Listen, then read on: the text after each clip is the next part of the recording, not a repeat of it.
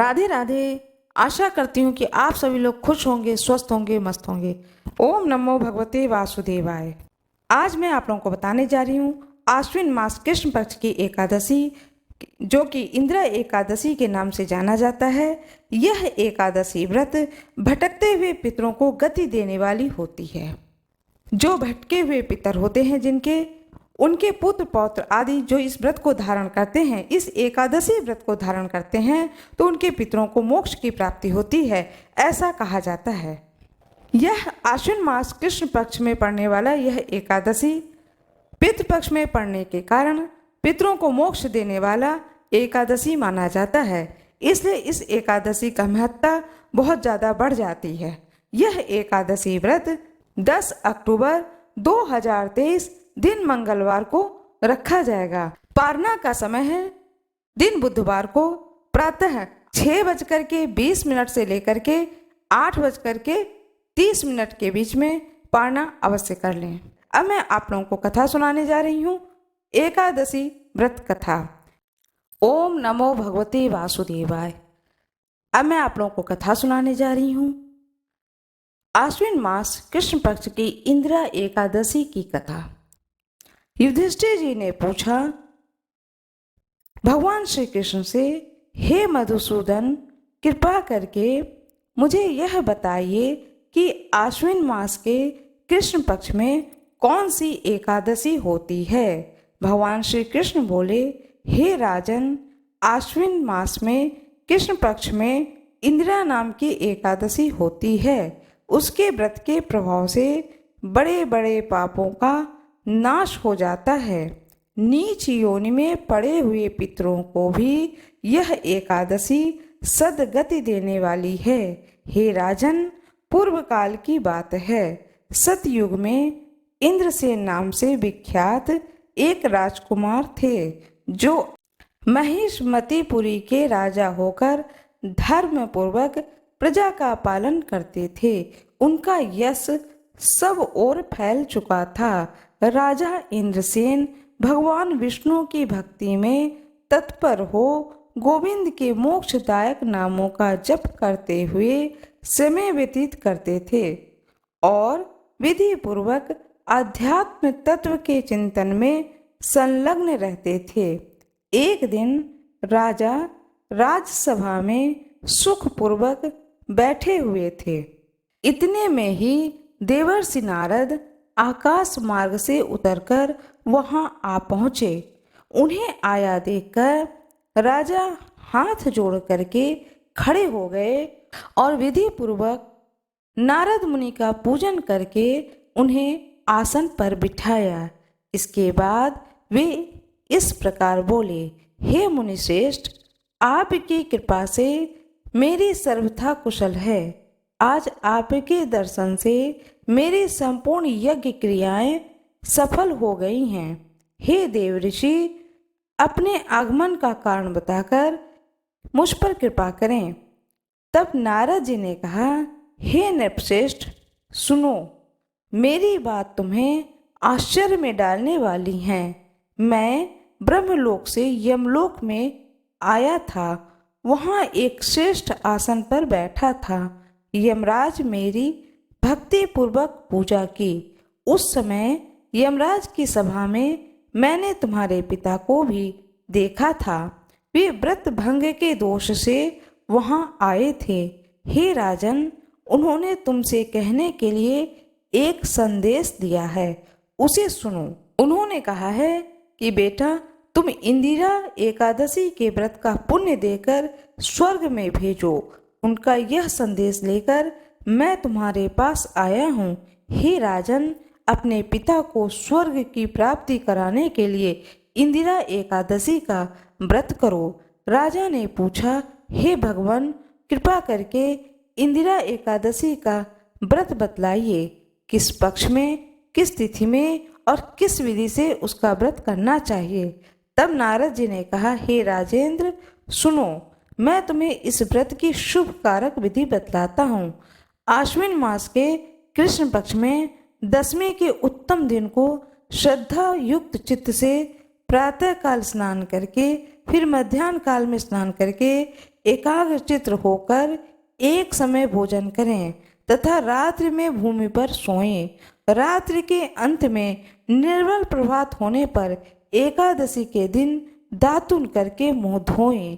इसके बाद भक्ति भाव से निम्नांकित मंत्र को पढ़ते हुए उपवास का नियम ग्रहण करें। अद स्थित्वा निराहारः सर्वभोग विवर्जितः स्वमोक्षो पुंडरीकाक्ष शरणं वे भवाच्युत। कमल नयन भगवान नारायण, आज मैं सब भोगों से अलग हो निराहार रहकर कल भोजन करूंगा। हे अच्युत, आप मुझे शरण दें। इस प्रकार नियम करके मध्याह्न काल में पितरों की प्रसन्नता के लिए शालिग्राम शिला के सम्मुख विधि पूर्वक श्राद्ध करें तथा दक्षिणा से ब्राह्मणों का सत्कार करके उन्हें भोजन कराएं। पितरों को दिए हुए अन्नमय पिंड को सूंघ कर विद्वान पुरुष गाय को खिला दें। फिर धूप और गंध आदि से भगवान ऋषिकेश का पूजन करके रात्रि में उनके समीप जागरण करें। तत्पश्चात सवेरा होने पर द्वादशी के दिन पुनः भक्ति पूर्वक श्री हरि की पूजा करें। उसके बाद ब्राह्मणों को भोजन कराकर भाई बंधु नाती पुत्र आदि के साथ स्वयं मौन रहकर भोजन करें। हे राजन, इस विधि से आलस्य रहित होकर तुम इंद्रिया का व्रत करो। इससे तुम्हारे पितर भगवान विष्णु के वैकुंठ धाम में चले जाएंगे। भगवान श्री कृष्ण कहते हैं, हे राजन, राजा इंद्रसेन से ऐसा कहकर देवर्षि नारद अंतर्ध्यान हो गए। राजा ने ऋषि द्वारा बताई हुई विधि से अंतःपुर की रानियां पुत्रों भृत्यों सहित उस उत्तम व्रत का अनुष्ठान किया। हे कुंती नंदन, व्रत पूर्ण होने पर आकाश से फूलों की वर्षा होने लगी। इंद्रसेन के पिता गरुड़ पर आरूढ़ होकर श्री विष्णु धाम को चले गए। राजऋषि इंद्रसेन भी अकंटक राज्य का उपभोग करके अपने पुत्र को राज्य पर बिठाकर स्वयं स्वर्ग लोक को गए। इस प्रकार मैंने तुम्हारे सामने इंदिरा व्रत के महात्म्य का वर्णन किया है। इसको पढ़ने से सुनने से सब पापों से व्यक्ति मुक्त हो जाता है और वह स्वर्ग को जाता है। भगवान विष्णु की जय हो, गरुड़ भगवान की जय हो, धर्मराज की जय हो। एकादशी व्रत का विधान यह होता है कि उसका पालन दसवीं तिथि से आरंभ हो जाता है। दसवीं तिथि पर सायंकाल में शुद्ध सात्विक भोजन किया जाता है। इस बार विशेष बात है, इस इंदिरा एकादशी के दिन जो कोई भी इस व्रत को धारण करेंगे वह शालिग्राम भगवान की विधि विधान से पूजा करेंगे। इस दिन शालिग्राम को पूजा करके व्रत रखना चाहिए। पवित्र होकर शालिग्राम को पंचामृत से स्नान करके वस्त्र पहनाएं, भोग लगाएं तथा पूजा आरती करें और ब्राह्मणों को दक्षिणा भी दें। इस दिन शालिग्राम पर तुलसी दल अवश्य चढ़ाना चाहिए। इस प्रकार जो इस व्रत को करते हैं वो करोड़ों पितरों का उद्धार कर स्वयं स्वर्ग लोक को जाते हैं, ऐसा पुराणों में वर्णित है। एकादशी व्रत में अन्न का सेवन नहीं किया जाता है। आइए अब कथा सुनते हैं। बहुत ही भक्ति भावपूर्ण तरीके से, बहुत ही श्रद्धा और विश्वास के साथ में इस कथा को सुनते हैं। इंदिरा एकादशी के दिन शालिग्राम भगवान की पूजा करनी चाहिए। उन्हीं की पूजा करके उन्हीं के समक्ष बैठ करके आसन पर बैठ करके इस कथा को सुननी चाहिए। कथा तुलसी माता की। एक गांव में एक बूढ़ी माई रहती थीं। उस गांव के किनारे गंगा जी बहती थीं। वह बूढ़ी माई रोज प्रातः ब्रह्म मुहूर्त में उठ करके गंगा स्नान को जाती, गंगा स्नान करके आती और नित्य प्रति अपने घर में जो तुलसा जी लगाई थी उन तुलसा जी की वो पूजा करती थीं, सींचती थीं, धूप दीप नैवेद्य भोग लगाती थीं। नित्य वह तुलसा माता की पूजा करती थीं। तुलसी माता की कृपा से वह बूढ़ी माई के परिवार में पुत्र पौत्र धन धान्य किसी भी बात की कमी नहीं थी। फिर भी उन बूढ़ी माता की इच्छा थी कि जब मेरी मृत्यु हो तो भगवान श्री कृष्ण का कंधा मुझे मिले और मैं बैकुंठ धाम को जाऊं। 11 को मृत्यु हो, भगवान श्री कृष्ण का कंधा मिले और मृत्यु के बाद मैं बैकुंठ धाम को जाऊं। इस जन्म में पुत्र पौत्र धन संपत्ति इन सब सुखों को भोगते हुए अगले जन्म यदि मेरा हो तो अगले जन्म में भी माता तुलसी की कृपा से मुझे यह सारे सुख मिले, भक्ति मिले। इसलिए वह नित्य प्रति माता तुलसी से प्रार्थना करती थीं। जब वह सींचती थीं, पूजा करती थीं तुलसी माता की, उसके बाद वह बूढ़ी माई तुलसी माता से प्रार्थना करती थीं, मुझे बहू दे, पीताम्बरी की धोती दे, मीठा मीठा घास दे, बैकुंठ में वास दे, चटक की चाल दे, पटक की मोत दे, चंदन का काठ दे, रानी सा राज दे, दाल भात का भोजन दे, 11 की मौत दे, श्री कृष्ण जी का कंधा दे। तुलसी माता जी से रोज नित्य जब यह प्रार्थना करती थी तो धीरे धीरे तुलसी माता के जो पौधा था वह सूखने लगा। जब तुलसी सूखने लगी तब भगवान श्री कृष्ण ने तुलसी से पूछा, हे तुलसी तुम क्यों सूख रही हो? तुलसी माता ने कहा कि एक बूढ़ी माता रोज आती हैं, नित्य मेरी पूजा करती हैं और नित्य मुझसे इतनी सारी चीज़ें वरदान में मांगती हैं। मैं सारी चीज़ें तुम्हें दे सकती हूँ, लेकिन कृष्ण का कंधा कहाँ से लाऊंगी? तब भगवान बोलते हैं कि जब वह मरेगी तो मैं अपने आप कंधा दे आऊँगा, तो बुढ़िया माई से कह देना। तुलसी माता ने कहा कि ठीक है। एक दिन बूढ़ी माई सो गई। सुबह के समय में बूढ़ी माई ने स्वप्न में देखा कि तुलसी माता उन्हें आशीर्वाद दे रही हैं और कह रही हैं कि तुमने जो मेरी यह पूजा की है उससे मैं प्रसन्न हुई हूँ और तुम्हारी सारी मनोकामनाओं की पूर्ति अवश्य होगी। तुम्हारी मृत्यु पितृपक्ष की एकादशी को होगी और उस दिन भगवान श्री कृष्ण स्वयं तुम्हें कंधा देने आएंगे। इस लोक के सुख को भोगते हुए तुम बैकुंठ लोक को जाओगी और भगवान श्री कृष्ण की कृपा से कभी भी तुम्हारा दूसरा जन्म होगा तो फिर तुम इन सारे सुखों को भोग करते हुए साथ में मेरी भक्ति को भी प्राप्त करोगी। इस आशीर्वाद को सुनने के बाद में उस बूढ़ी माई की आंख खुल गई और वह बहुत प्रसन्न हुई कि तुलसी माता ने स्वप्न में आकर मुझे आशीर्वाद दिया है।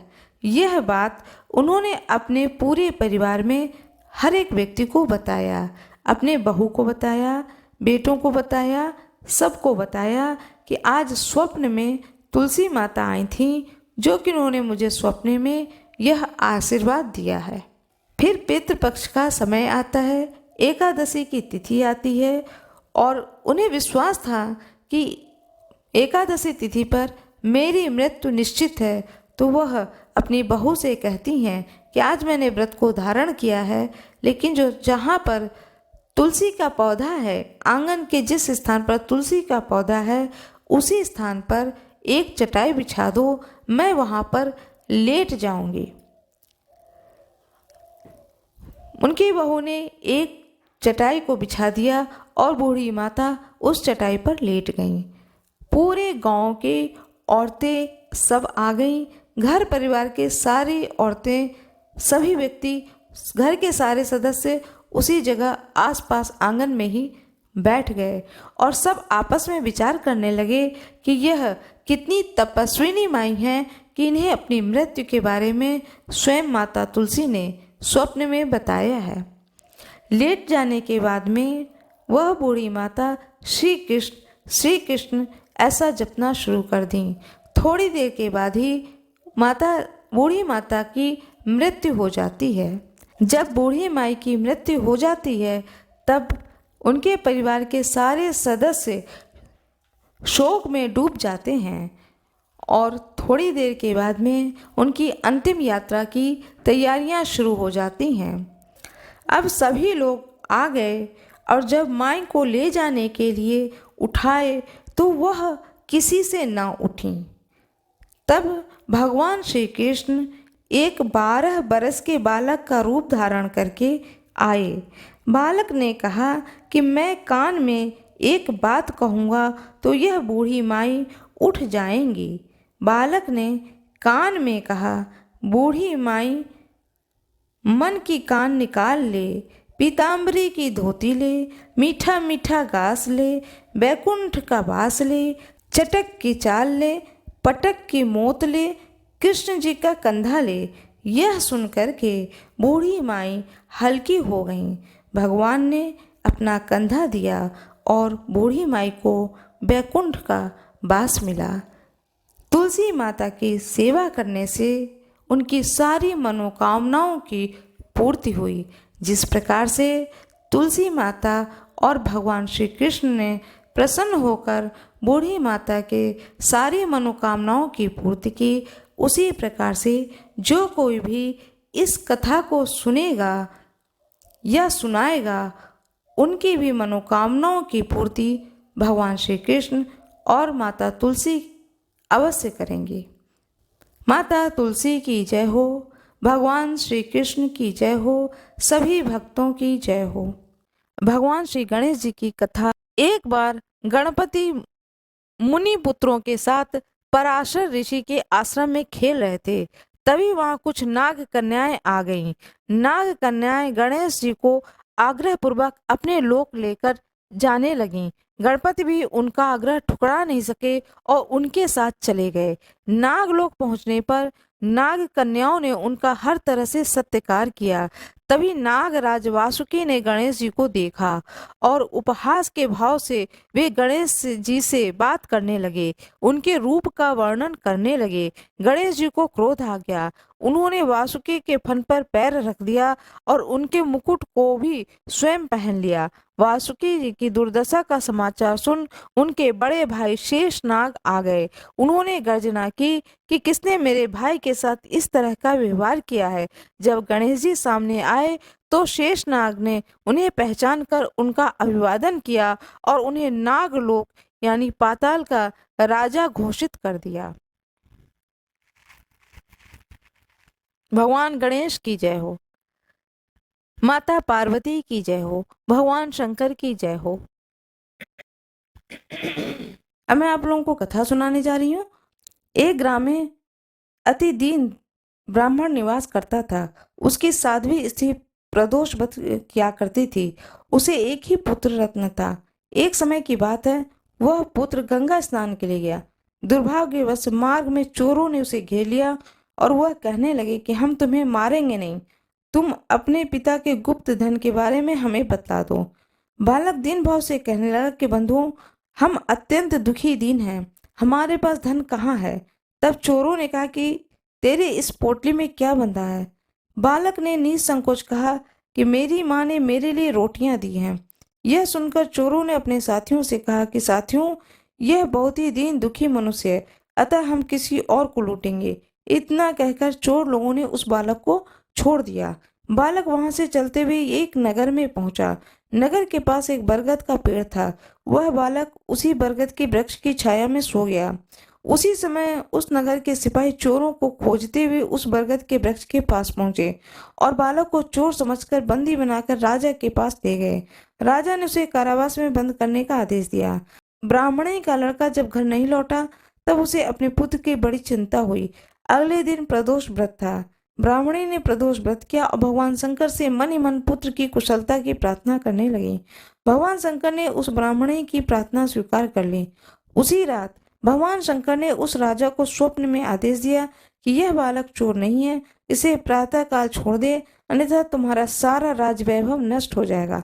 प्रातःकाल राजा ने शिव जी की आज्ञा के अनुसार उस बालक को कारावास से मुक्त कर दिया। बालक ने अपनी सारी कहानी राजा को सुनाई। सारा वृतांत सुनकर राजा ने अपने सिपाहियों को उस बालक के घर भेजा और उसके माता पिता को राज दरबार में बुलाया। उसके माता पिता बहुत ही भयभीत थे। राजा ने उन्हें भयभीत देखकर कहा कि आप भयभीत न हो, आपका बालक निर्दोष है। राजा ने ब्राह्मण को 5 गौ दान में दिए, जिससे कि वे सुख पूर्वक अपना जीवन व्यतीत कर सके। इस तरह ब्राह्मण आनंद से रहने लगा। शिव जी की दया से उनकी दरिद्रता दूर हो गई। अतः जो मनुष्य रवि प्रदोष को व्रत करता है, वह सुख पूर्वक और निरोगी होकर अपना पूर्ण जीवन व्यतीत करता है। भगवान शंकर की जय, भोलेनाथ की जय, माँ पार्वती की जय। पूर्व काल की बात है, भगवान श्री रामचंद्र जी 14 वर्षों के लिए वन में गए और वहां पंचवटी में सीता तथा लक्ष्मण जी के साथ रहने लगे। वहां रहते समय रावण ने चपलतावश विजय आत्मा श्री राम जी की तपस्विनी पत्नी सीता जी को हर लिया। उस दुख से श्री राम जी व्याकुल हो उठे। उस समय सीता जी की खोज करते हुए वे वन में घूमने लगे। कुछ दूर जाने पर उन्हें जटायु मिले, जिनकी आयु समाप्त हो चुकी थी। इसके बाद उन्होंने वन के भीतर कबंध नामक राक्षस का वध किया। फिर सुग्रीव के साथ उनकी मित्रता हुई। तत्पश्चात श्री राम के लिए वानरों की सेना एकत्रित हुई। हनुमान जी ने लंका के उद्यान में जाकर सीता जी का दर्शन किया और उन्हें श्री राम की चिन्ह स्वरूप मुद्रिका प्रदान की। यह उन्होंने महान पुरुषार्थ का काम किया था। वहां से लौटकर वे श्री रामचंद्र जी से मिले और लंका का सारा समाचार उनसे निवेदन किया। हनुमान जी की बात सुनकर श्री राम जी ने सुग्रीव की अनुमति लेकर लंका को प्रस्थान करने का विचार किया और समुद्र के किनारे पहुंचकर उन्होंने लक्ष्मण जी से कहा, हे सुमित्रा नंदन, किस पुण्य से इस समुद्र को पार किया जा सकता है? यह अत्यंत अगाध और भयंकर जल जंतुओं से भरा हुआ है। ऐसा कोई उपाय नहीं दिखाई देता जिससे इसको सुगमता से पार किया जा सके।